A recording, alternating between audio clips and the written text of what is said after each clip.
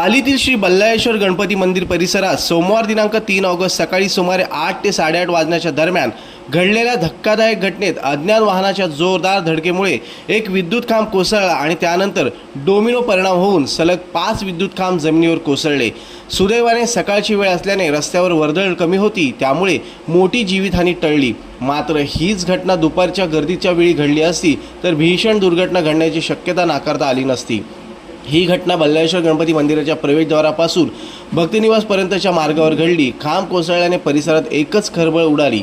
मंदिर परिसरात ये जा करणाऱ्या भाविकांमध्ये काही काळ भीतीचे वातावरण निर्माण झाले होते। घटनेची माहिती मिळताच पाली नगरपंचायतचे नगराध्यक्ष पराग मेहता यांनी तत्काळ महावितरण अधिकाऱ्यांशी संपर्क साधून परिस्थितीची माहिती घेतली व आवश्यक उपाययोजना करण्याच्या सूचना दिल्या।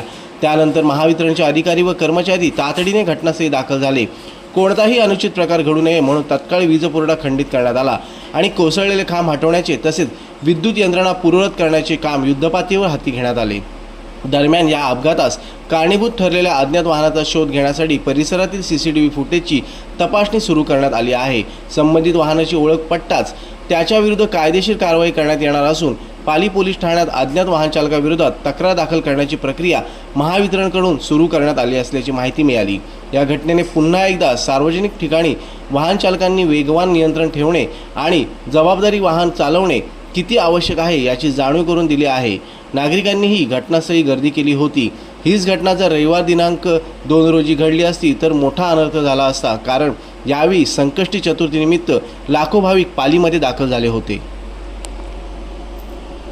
सकाळी साधारण 7:45 वाजता नगराध्यक्ष साहेबांना फोन आला की लाईट बंद पडली आहे आणि कोणतरी पोल पडल्या। तर साईडवर फोन आल्यानंतर आधी पहिले लाईट बंद केली आणि नंतर कळलं की कोणीतरी अज्ञात वाहनाने भक्तनिवास 2 समोरचा पोलला जबर धडक दिली। त्यामुळं पूर्ण लाईन खेचला गेली आणि 5 पोल त्यात वाकले।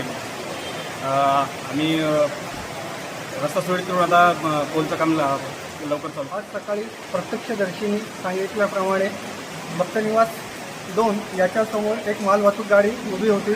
मालवाहतूक गाडी निघत असताना त्यांनी भक्तनिवास 2च्या बाजूला असलेल्या एका पोलला धक्का दिला। त्यामुळे ME-CBचे एकूण 5 पोल हे वाकडे झालेले आणि कोसळलेले आहेत। संबंधित बातमी आम्हाला कळतात आम्ही ME-CBचे अधिकारी यांना संपर्क केला। ME-CBचे अधिकारी संपूर्ण आपल्या टीमसह जाग्यावर तात्काळ हजर झाले आणि पहिल्यांदा पुरवठा बंद केला। त्याचप्रमाणे पुढील काही वेळातच वाहतूक सुरळीत करून दिली।